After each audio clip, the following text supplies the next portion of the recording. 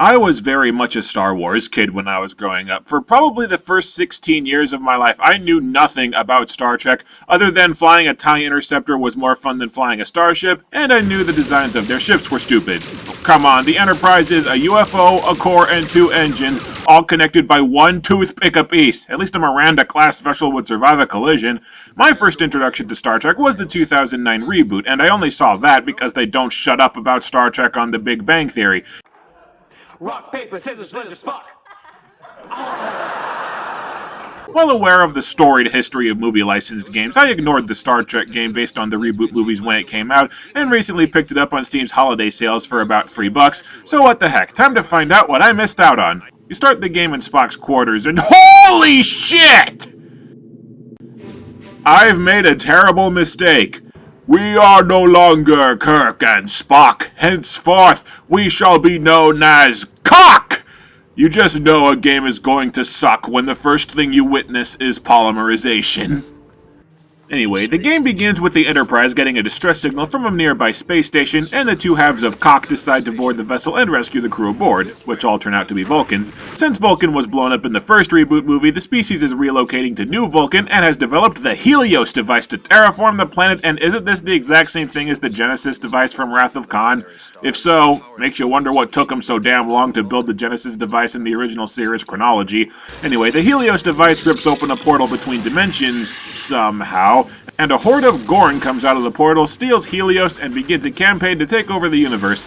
Incidentally, the Helios device could easily be used as a stand-in to discuss the morality and implications of, say, the Large Hadron Collider, a scientific invention that could bring immense benefit to a species at the risk of obliterating it outright. And normally Star Trek would do exactly that, use science fiction to start an intelligent and relevant conversation. But they don't. The Helios device isn't really anything more or less than a generic doomsday device in the game's story. It's just a bland plot MacGuffin. It's a real missed opportunity, in my opinion.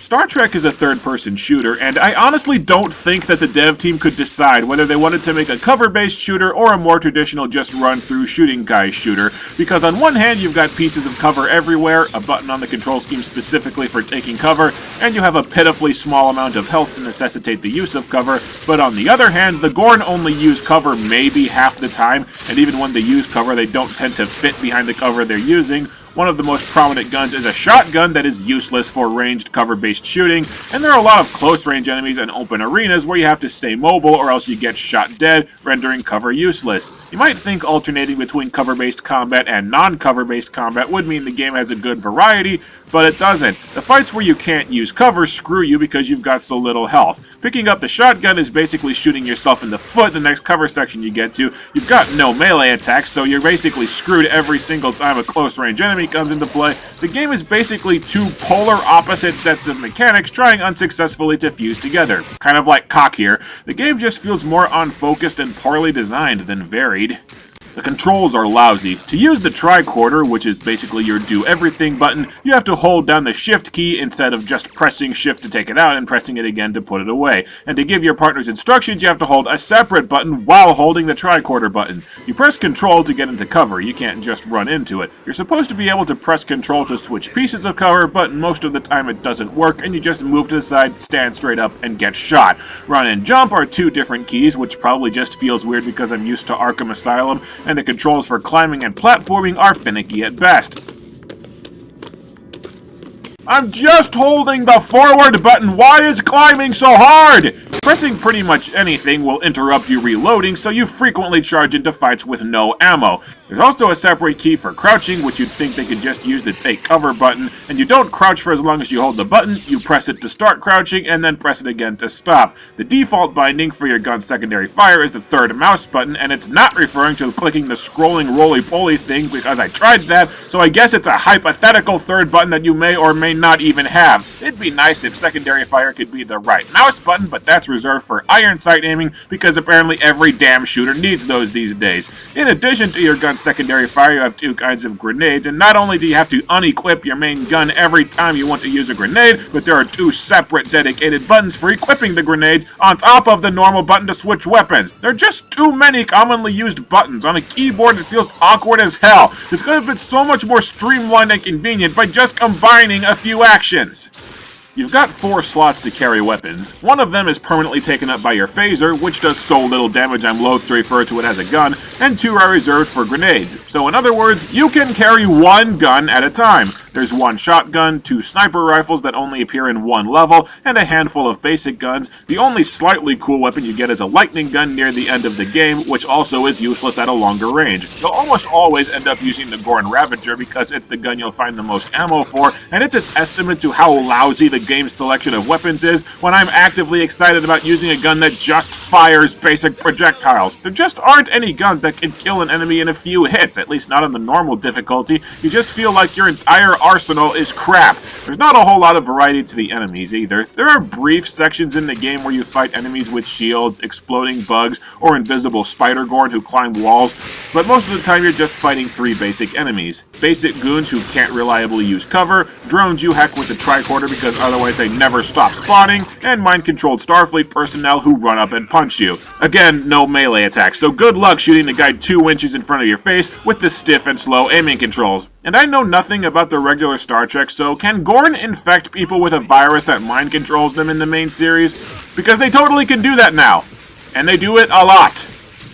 Almost as if to make up for the lack of variety in the enemies and weapons, the game has a ton of pointless minigames, which isn't real variety. The minigames and special enemies are just brief distractions before you dive back into the same repetitive enemies. There is exactly 1 level where you man the Enterprise's cannons to shoot Gorn craft, and you will die on this stage because the Enterprise doesn't raise its shields unless you hold down a button, which is not at all how Starfleet ships work. There are 2 wingsuit flying levels that are less than a minute long apiece.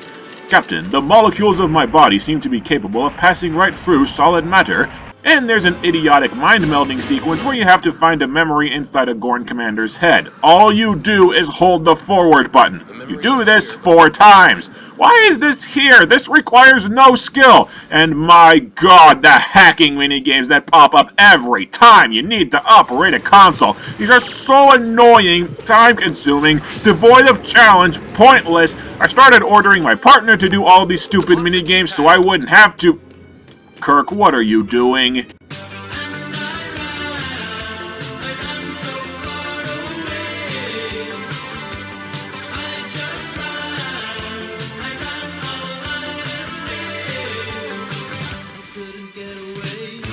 I don't think I can dance around the main issue anymore. It's time to address the game's biggest problem. At the start of the game, you can choose to play as either Kirk or Spock. The other character is either controlled by an online co-op player or is controlled by the AI. And the AI is... what's the word I'm looking for? It starts with an F and rhymes with bucking Cupid. When the game first came out, the AI had basically every hyperactive mental disorder known to mankind, which made the game borderline unplayable since the game has regular checkpoints where you can't advance without both players. Playing the game today, the AI has basically been lobotomized. It doesn't do anything except follow you around, shoot at anything that happens to come close to it, and follow pre-programmed paths when you need it to solve a puzzle. You can also order the AI to attack enemies and move to specific locations, but the last time I gave Kirk a basic command, he took off running into a wall. I decided not to tax his wee little brain with anything more complicated. Ordering the AI to move will usually cause them to yell no and stay put, and ordering the AI to attack enemies causes him to run straight to the enemy's face and half-assedly spray bullets at him from 2 feet away. I guess it's because the AI isn't programmed to recognize what gun it's holding, so it runs into point-blank range on the off chance that it's holding the shotgun. You have to remind the AI to pick up weapons, by the way. They'll cover you with nothing but their useless phaser unless you order them to pick up a real gun. Opening doors and stunning infected crew is about the extent of what the AI can competently do. And the idiotic AI wouldn't be such a problem if the game didn't force the co-op aspect down your throat. There are regular checkpoints where you can't proceed without both players, so if the AI is stuck on a wall, you have to go get them yourself. They actually had to patch out a game flaw that would render the game unplayable if you were playing as Spock. AI Kirk would fall off the level after a pre-rendered cutscene, and the game would treat him as dead and you'd fail the level. Now he still falls off the level, but he teleports back the next time you need him. Part of the reason you have so little health is that players can revive each other, but if the AI is busy doing literally anything else, or again stuck on a wall, it will completely ignore you and leave you to die. I require assistance to restore my health, sir. Kirk, you dumb bastard! Get over here and revive me! I am and always shall be your friend, my ass! Where the hell is that idiot? Of course, he's down there stuck on the wall. There's a fight with a Gorn lieutenant aboard the Enterprise where one player has to fight the Gorn while the other hacks a few consoles, and Kirk did such a miserable job remembering how his gun works that I had to put him on the consoles to get anything done. And what really drove me up a wall is the freaking automated turrets! These turrets are indestructible. One player has to stun the turret repeatedly while the other hacks the console, and they can kill you pretty much instantly. If you get anywhere near a turret, your AI partner will stand in front of it, try shooting it, get killed in front of the turret where I can't revive him, and send me back to the last checkpoint while I scream in rage. There's a tunnel in the Gorn homeworld where Kirk kept getting gunned down by the same turret, and I was about ready to rage quit until attempt number 7, when Kirk got stuck on a wall and stayed out of the way while I cleared out the enemies. I only beat that section because Kirk managed to out-stupid himself. If you could just play the game alone, the game would almost be halfway decent, but the AI is just an anchor around your neck! Mind you, Kirk isn't the only one prone to idiotic AI, as one of the bosses stood still for about 95% of the fight.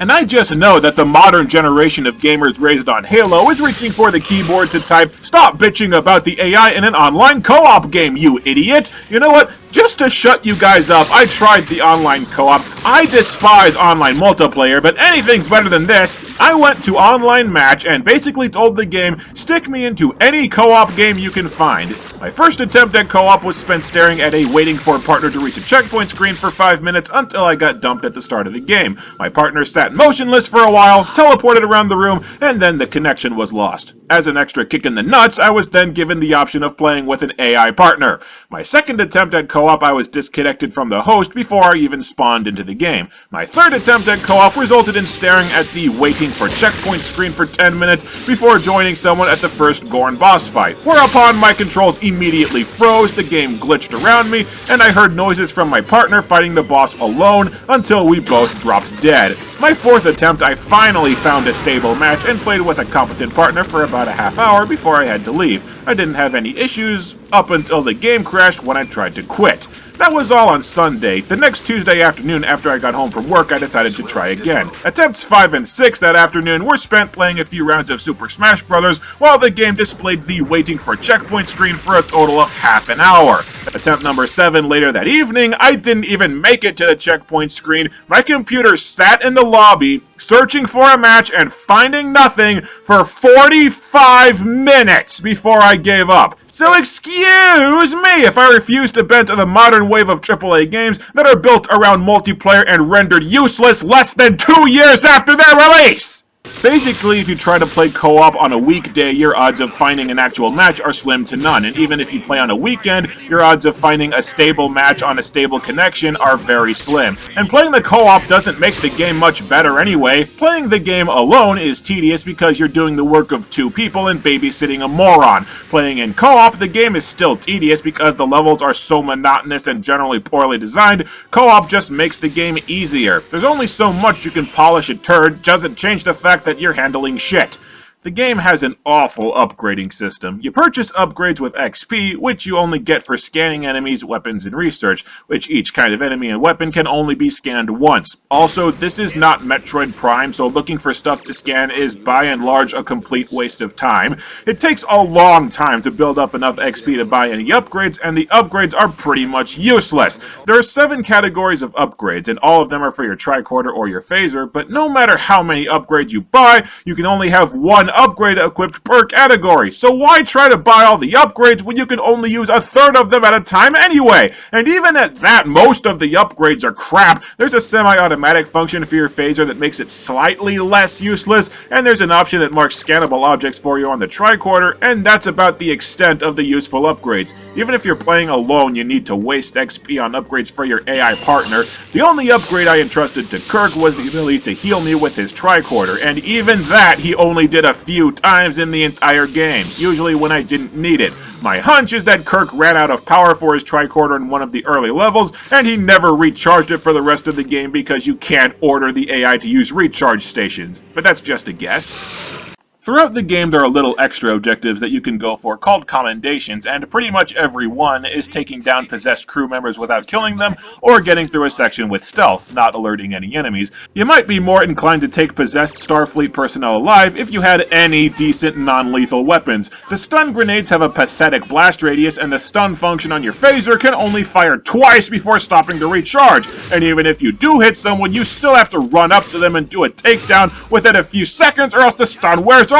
Is my phaser defective or something? Because I seem to remember them being much more useful than this in the movie, but that is such small potatoes next to the stealth sections. Getting spotted once immediately fails the commendation, and these levels are designed as freaking mazes. Not only does the level design maximize your chances of getting caught, since there's a shit ton of blind spots and corners, but the levels are laid out with so many looping paths and dead ends that you have absolutely no idea where you're supposed to go. It takes about 10 minutes of wandering around and backtracking to find anything, all while not being seen once. Your only reward for doing these commendations is a piddly amount of useless XP, so screw it! Just gun through all the stealth sections like Rambo. They're so easy to screw up, it's what you'll end up doing anyway. The game's hint screens tell you the commendations give you the chance to play as a real Starfleet captain. Yeah, I have one thing to say to that.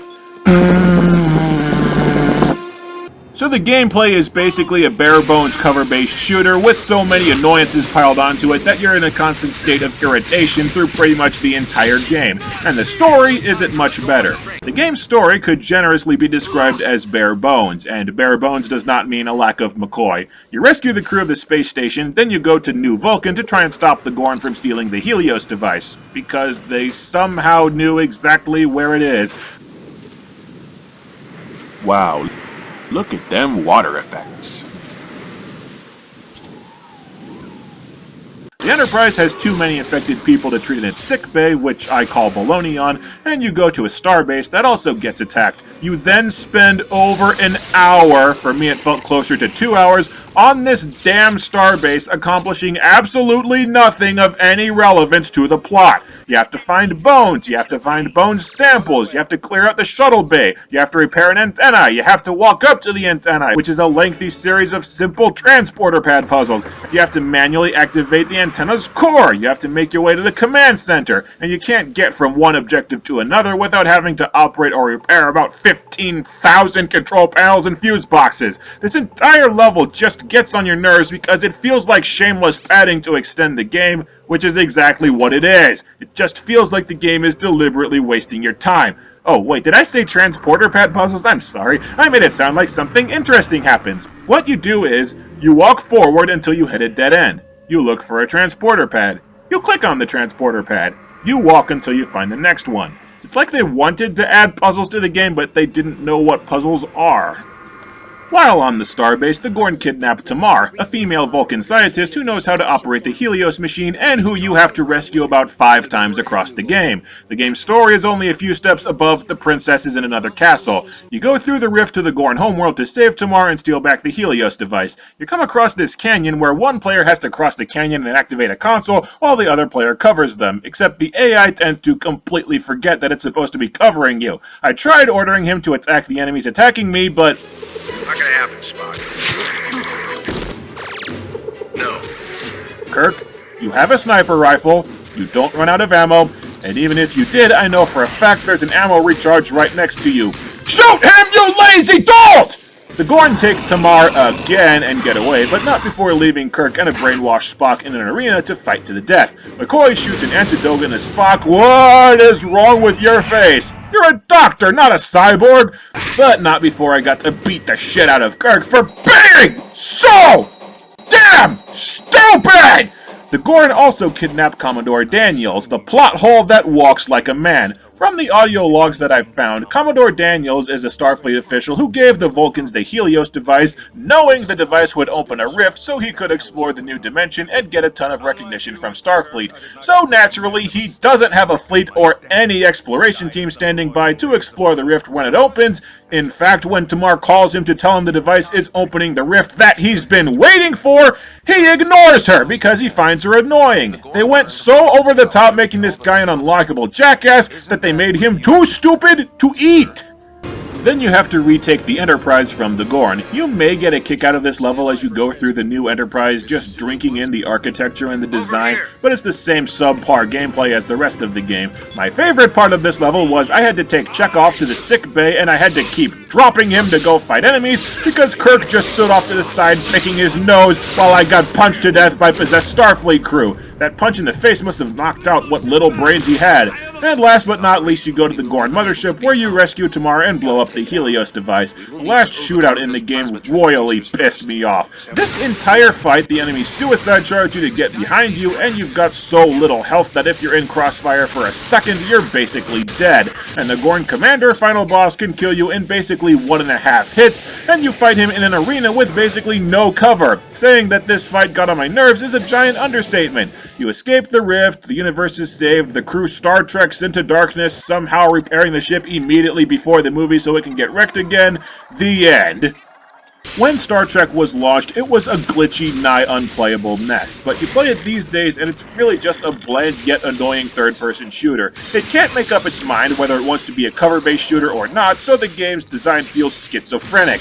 There's a shit ton of cover-based shooters on the market these days, and between the glitches, the idiotic AI, the lack of variety, and the mountain of irritating design flaws, this is not one of the finer specimens of the genre. The story is nothing engaging, and the game has so little depth into the Star Trek universe that it's really not worth picking up for fans of Star Trek either. Pretty much the only upside to the game is that the script nails the banter between Kirk, Spock, and McCoy, and the dialogue can be pretty entertaining at times. They even got the entire cast of the reboot movies to voice the game, but that's window dressing on a cracked window that you wouldn't want anywhere in your house. Wasted potential and just another lousy licensed game. Or, to sum it up all very simply, What is that?